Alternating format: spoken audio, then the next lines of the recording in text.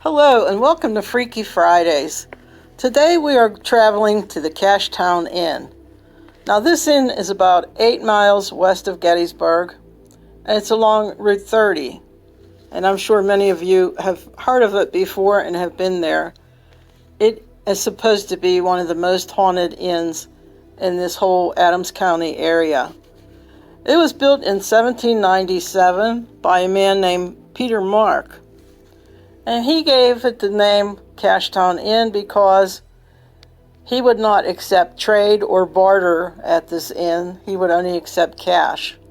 And the name caught on, and they named the town Cashtown as well as the inn. So it kind of stuck, and everybody knew when they were traveling to Cashtown on the turnpike, do not plan to trade for your night at the inn. You had to pay cash directly to Mr. Mark.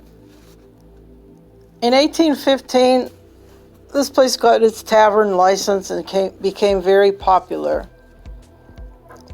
The inns were dispersed about every 5 to 8 miles.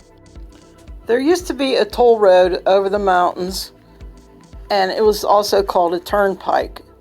And the reason is because the owner of that portion of the road would turn a pike, which is a long pole, and they would let the wagons through.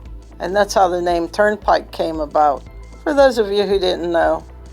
So now we have the Pennsylvania Turnpike, but there are no more official toll booths like there used to be, and I just found this out recently. No person sitting in those little booths anymore. Anyway, Cashtown Inn became very popular, especially after the movie Gettysburg came out, because in the movie Gettysburg they showed General Robert E. Lee meeting General A.P. Hill right in front of the Cashtown Inn, and it's a good view of what the inn looks like for those of you who have the movie or have seen the movie.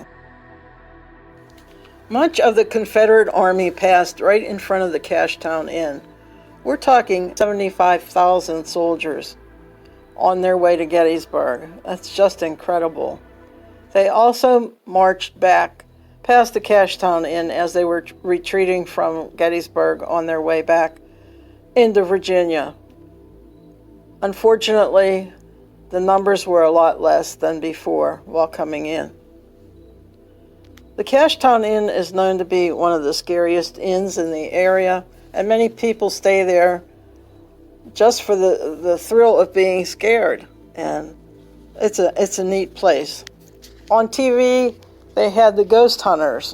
I don't know if any of you have ever seen their series when they were at Gettysburg, and they did a lot of filming at the Cashtown Inn, and they stayed in the larger rooms and recorded many paranormal events, including a lamp moving across the table, and they debunked everything, so it actually happened.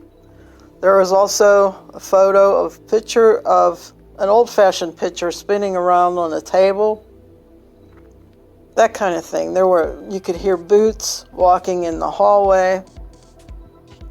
It was very incredible to watch. You know, I'm a big fan of the Ghost Hunters series, and it was great entertainment for me, so I hope a lot of you saw that when it was filming. The Cashtown Inn has a basement, and there is a spring flowing in the basement. Because it's so old, I would imagine they let the spring go through there, and they used it for cooling food, you know, kind of like a spring house or a cool cellar. And there's also a sump pump down there. Now this area is reported to be where they did surgery on the soldiers who were wounded during and after the battle, and apparently there are a lot of residual energy remaining in that basement. Keep in mind that water also retains energy, and it's a good way to bring paranormal into play in some of these buildings. You know, whether they're located near water or they have water flowing under them, it makes the signals a lot stronger. Another man named Mark Nesbitt who owns the Ghost of Gettysburg in town on Baltimore Street, did some filming out at the Cashtown Inn with his wife and a local psychic. And they went down in the basement, and Mark had on a video recorder and as well as an audio recorder, and he tried to ask questions of the spirits on his audio recorder, and he got answers. Things like, yes, they were Confederates, and things like who was Bobby Lee and that kind of thing. It was very interesting to hear these voices respond to Mark's questions. Just about every popular paranormal group has been investigating this building, and people who stay at the inn overnight have reported to the owners that things that they've heard, and things moving on the tables, and you hear people walking on the floors, that kind of thing. I have never stayed inside, but I have eaten lunch and dinner there many times, and just sitting in the building, you can feel the ambiance, you can feel the spirit energy, at least I can. And to me, it's not an unpleasant feeling, it's a good feeling. It feels a warmth of some kind. I can't explain it, but it's not a scary feeling for me. Nothing evil, nothing like that. So I highly recommend staying there. It's under new management now, and it's not officially open, I don't think, for a little while longer, but make your appointments to go there, because it is a very popular place, and I'm sure you'll enjoy it. One more thing about the building, a paranormal thing that has been in the building for many, many years is a photograph.